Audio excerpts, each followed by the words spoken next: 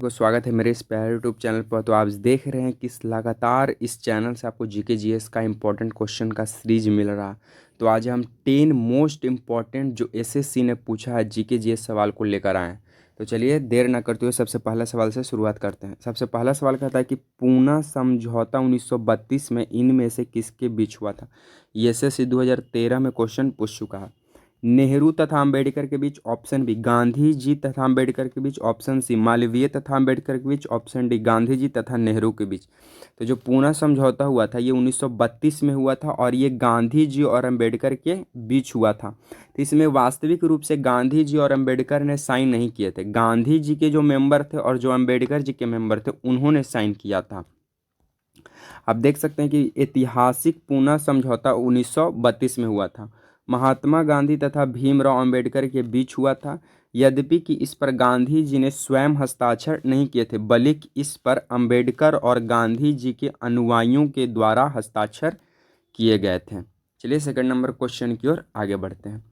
Second number question कहता है कि इनमें से कौन बंगाल के प्रथम गवर्नर जनरल थे। एसएससी 2017 में पूछा है। Option A Robert Clive, option B William Bentinck, option C Warren Hasting, option D Charles Cornwallis. जो बंगाल का प्रथम गवर्नर जनरल बने थे वो बने थे वारेन हेस्टिंग। बंगाल का प्रथम गवर्नर जनरल वारेन हेस्टिंग को 1774 ईस्वी में नियुक्त किया गया था। तो बंगाल का प्रथम गवर्नर जनरल वारेन हेस्टिंग कब बने? 1774 ईस्वी में। चलिए थर्ड नंबर क्वेश्चन की ओर आगे बढ़ते हैं। थर्ड नंबर क्वेश्चन कहता है कि लीवर किससे भरपूर होता है। एसएससी 2013 में पूछा। ऑप्शन ए शकरा से, ऑप्शन बी वसा घुलनशील विटामिन से, ऑप्शन सी खनिज से, ऑप्शन डी प्रोटीन से। तो जो हमारा लीवर है ये वसा जो फैट्स वाले जो विटामिन है, जैसे में जिसका होता है कीड़ा KEDA, मतलब कि विटामिन के, विटामिन ई, विटामिन डी और विटामिन ए जो है इससे प्रचुर है हमारा लीवर। तो लीवर जो है वसा घुलनशील विटामिन से भरपूर स्रोत है। विटामिन इसमें A, D, E और K इसमें शामिल है। तो जो लीवर है किससे भरपूर है? Vitamin A, vitamin D, vitamin E, vitamin के से। चलिए फोर्थ नंबर क्वेश्चन की ओर आगे बढ़ते हैं। फोर्थ नंबर क्वेश्चन में से कौन सी धातु हड़प्पन सभ्यता में नहीं पाई गई थी। एसएससी 2017 में ही क्वेश्चन पूछ चुका है। ऑप्शन ए सोना, ऑप्शन बी तांबा, ऑप्शन सी चांदी, ऑप्शन डी लोहा। तो हड़प्पा सभ्यता में तांबा का जिक्र है, कांसा का जिक्र है, स्वर्ण का जिक्र है, चांदी का जिक्र है। हड़प्पा सभ्यता में तांबा, कांसा, स्वर्ण, चांदी मिले लेकिन लोहे नहीं मिले। और हड़प्पा सभ्यता एक कांस्य युगीन सभ्यता, क्योंकि यहाँ कांसा मिला था इसीलिए इसे कांस्य युगीन सभ्यता कहा जाता है। तो हड़प्पा सभ्यता में कौन सा तत्व नहीं मिला? लोहा नहीं मिला था। बाकी सोना, तांबा, चांदी ये सब मिला था।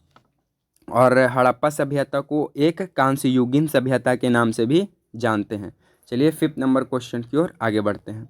फिफ्थ नंबर क्वेश्चन कहता है कि सबसे बड़ा श्वेत रुद्राणु इनमें से कौन है। एसएससी 2013 में पूछा है। ऑप्शन ए लसीकाणु, ऑप्शन बी केंद्र काणु, ऑप्शन सी बिम्बाणु, ऑप्शन डी लाल रुधिर कनिका। तो जो सबसे बड़ा श्वेत रुद्राणु है वो है केंद्र काणु। सबसे बड़ा श्वेत रुद्राणु कौन है? केंद्र काणु। चलिए सिक्स नंबर क्वेश्चन की ओर आगे बढ़ते हैं। सिक्स नंबर क्वेश्चन कहता है कि प्रोजेक्ट टाइगर को किस वर्ष आरंभ किया गया था। एसएससी 2017 में क्वेश्चन पूछा। ऑप्शन ए 1973 में, ऑप्शन बी 1992 में, ऑप्शन सी 1993 में, ऑप्शन डी 1962 में। तो जो प्रोजेक्ट टाइगर है इसे 1973 में शुरू किया गया था। क्यों किया गया था? क्योंकि टाइगर को राष्ट्रीय उद्यान में क्या मिल सके? आश्रय मिल सके। तो प्रोजेक्ट टाइगर को किस वर्ष आरंभ किया गया? 1973 में। बाघ के नंबर 1 में सबसे पहला राष्ट्रीय उद्यान आता है बांधवागढ़ राष्ट्रीय उद्यान। बांधवागढ़ राष्ट्रीय उद्यान जो है इसमें बाघों की संख्या अधिक है। बाघों में भी सबसे ज़्यादा रॉयल बंगाल टाइगर की संख्या सबसे अधिक है। और बांधवागढ़ राष्ट्रीय उद्यान कहाँ है? तो एमपी में है। बांधवागढ़ राष्ट्रीय उद्यान कहाँ है? एमपी में।